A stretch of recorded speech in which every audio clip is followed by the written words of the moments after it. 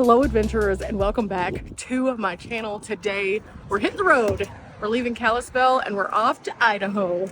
And I can't wait. This is gonna be super fun. Now in order to get to Idaho, I needed to stop off and get some gas. It was the last errand that I had while in the Kalispell area. And so we are fully ready to go. And I have a list of things to do thanks to everyone here in Kalispell who gave me awesome ideas. On my route, my goal is to get to Coeur d'Alene, which everyone suggested and told me was just absolutely epic. But along the way, there's a couple stops that I want to make. So as I get going, here we go. And of course, if there's anything cool that I end up doing that is bigger, I'll do it on its own video. It'll follow these. I have been thoroughly enjoying this area, all the people that I've been around. Everyone was wonderful, but at the end of the day, I'm a solo female traveler, so back on the road I go and off to something new and exciting and with some great suggestions, might I add. So as I am sharing all of my Idaho adventures, just know that Charles and Tony and their family suggested almost every one of these except one. But along the way, a lot of cool things are coming up. I'm gonna eat an Idaho potato at some point in this trip around Idaho. I'm probably gonna go to the Potato Museum at some point, and of course I'm gonna see all the nature because everybody has told me Idaho is beautiful. Starting my day out with one of these little Wanabana smoothies though. And then, funny story, before I left, there was this bread that comes from Costco. It's this huckleberry bread. Charles gave me this because it is so good. So at some point today, I'm gonna have to see if I have some peanut butter back there and have a peanut butter and huckleberry sandwich, because this stuff, if you go to Costco and you see it, just get it, just get it. It's amazing. Thank you, Charles, if you're seeing this. Really appreciate you. With that said, time to hit the road. Let's go. I'm driving along the 2 right now, and along the 2, it's just been beautiful. The roads are mountainous. The signal kind of drops off, so you just listen to music. And I've been coming across mountain lake after mountain lake. It's just so refreshing. Oh my goodness, this is why I love being on the road. Like, the water here is so calm. There's no one out on it. It's just beautiful. And I'm just at this little roadside pull-off, but there are so many of these beautiful stops along the way. And so I've just been taking my time. You know, the nice thing about what it is that I do is I don't have to be anywhere at any specific time. So I can just stop and take it all in. Wow, Montana has been such a treat. There are certain states that I haven't spent as much time in, and so it was really important to me on this trip to spend some time there, which is another reason I'm going to Idaho. But man, this is like a postcard.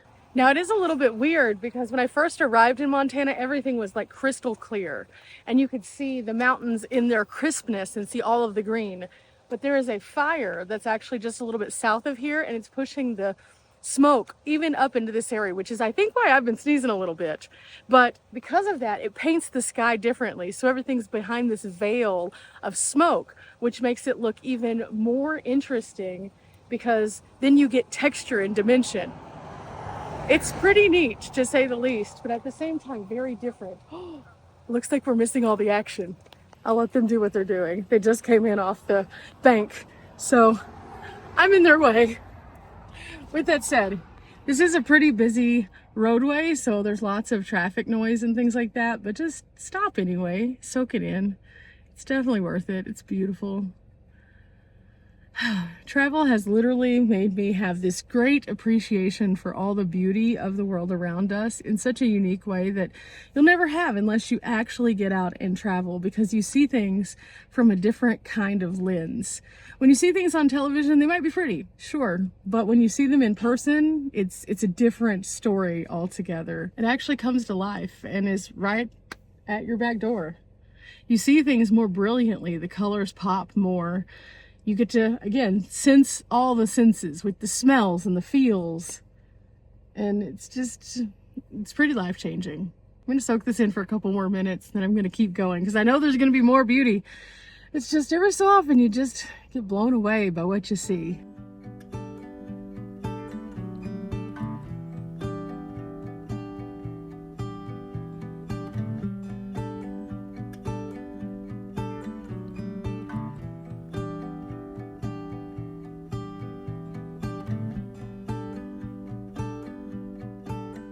Okay, I found something I wanted us to check out. So this is the Thompson Chain of Lakes area.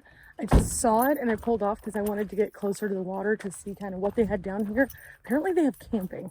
So I'm not going to stay here tonight, but I'm going to mark this. But I wanted to see how much it costs and things like that. And I saw also they have a map. So we're going to pick up some things, but we're going to get a couple more views. Here we go. They have camping and daily entrance is $0.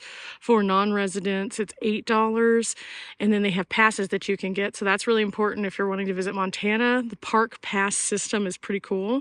They also have campsites, and it shows here they have a ton of different campsites. So rustic camping is $20 for non-residents or $12 for Montana residents. They do have some discounts for other things. They also have group campsites, so that is pretty neat. Now, if you do get a campsite, you can't stay more than 7 nights in a 30-day period. This was kind of what I was wanting to get right here, was one of these. I don't know which one would be best. They have several different things, so I'll sort through these, but they do have some booklets, and then they also have some other public use regulations to kind of adhere to. This is why we come to places, so that we can kind of check out what they have and so that we can know for the future, and then I mark them on my map if I'm interested in coming back. And the sites here look nice. They look really nice. And then there's this big boat ramp, which I'm about to go down, but first let me show you what the site looks like. There is a toilet over here. There's some parking. There is the site. This is number 2. You can see it's nice and big. It would be big enough for a tent or a couple vans.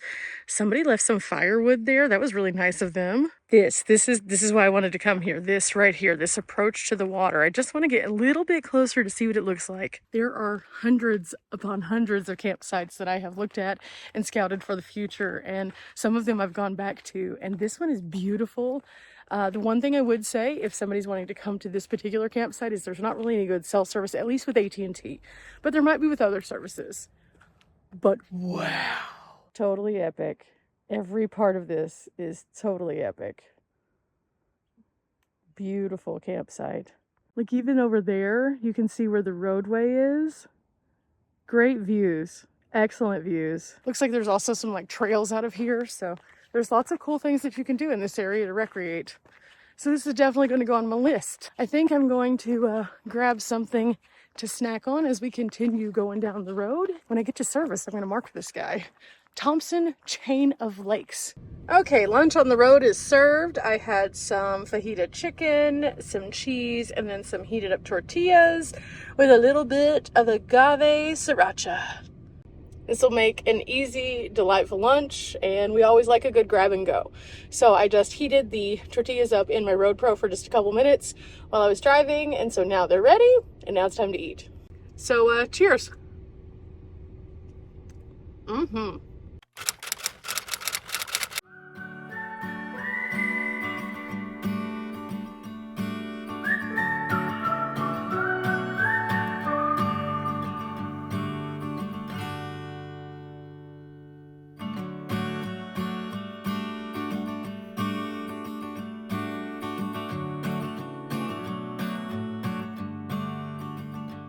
Okay, I'm still about 13 miles away from where I'm going, and there's Riley.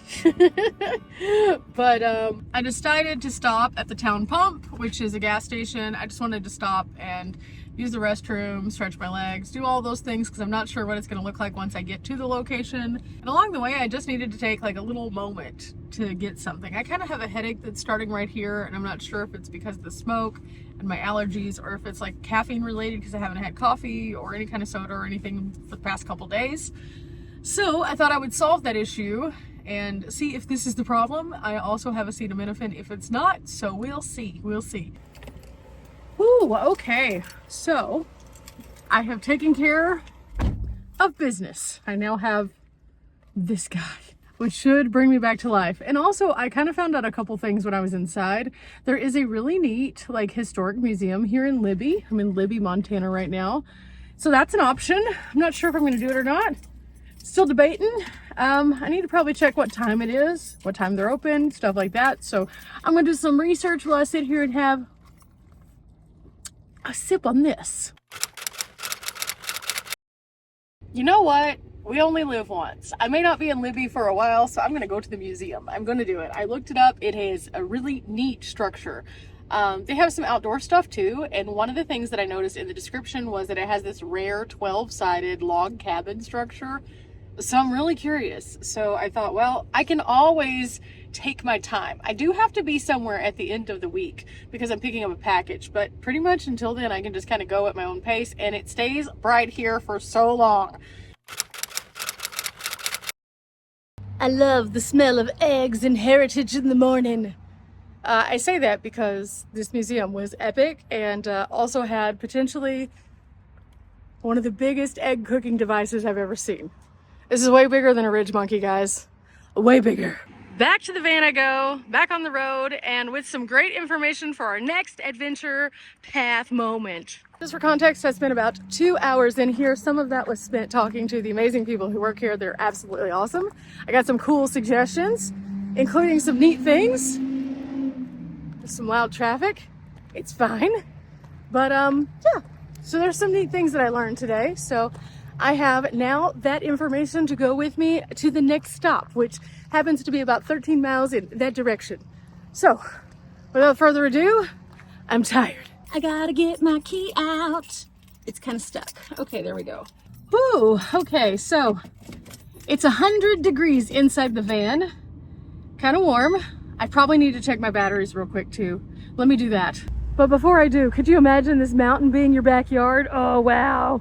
Okay, the one off the roof is fully topped off still. This guy's doing pretty well. And so is this one, so I'm good. Okay, so that maintenance is done. Also, another little tidbit. The other day, I had the great conversation, an opportunity to talk to Mr. Guy Murphy from Murphy's Outfitters again.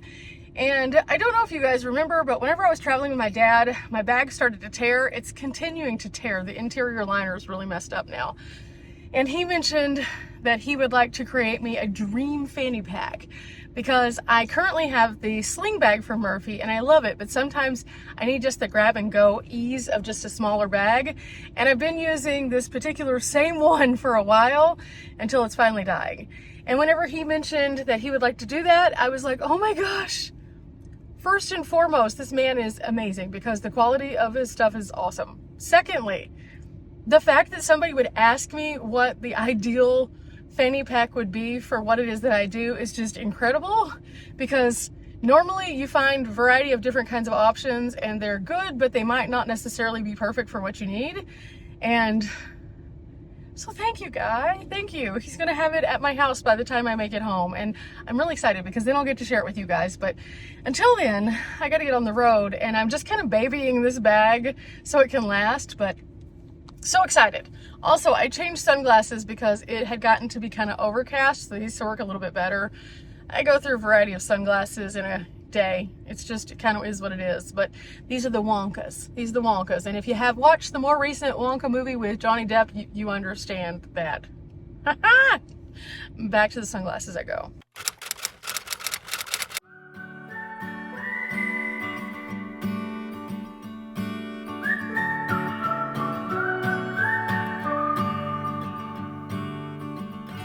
Okay, I'm stopping at my next stop, and I think you can see a lot of people have been here, but amongst those, did you see my friend Charles?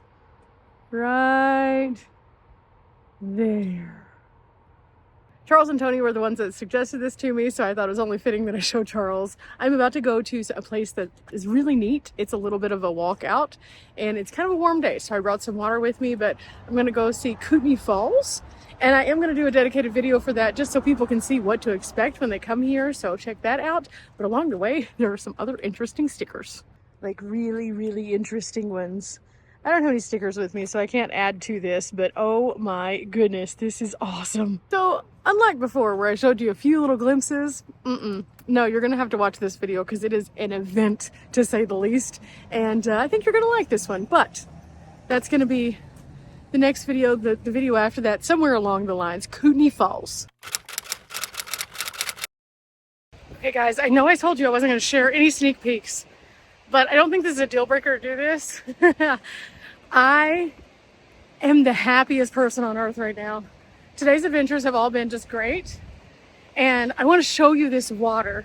Again, watch the full video, but this water is incredible. I mean, look at this. Wow. It's beautiful. Permagrin. How could you not have permagrin when you see things like this. Also, I'm almost back to the beginning of the trailhead where I kind of veered off in this direction. So I'm gonna get back to my van and then I'll catch up with you guys and tell you that you need to do this. In fact, I just did. I'll see you in the van.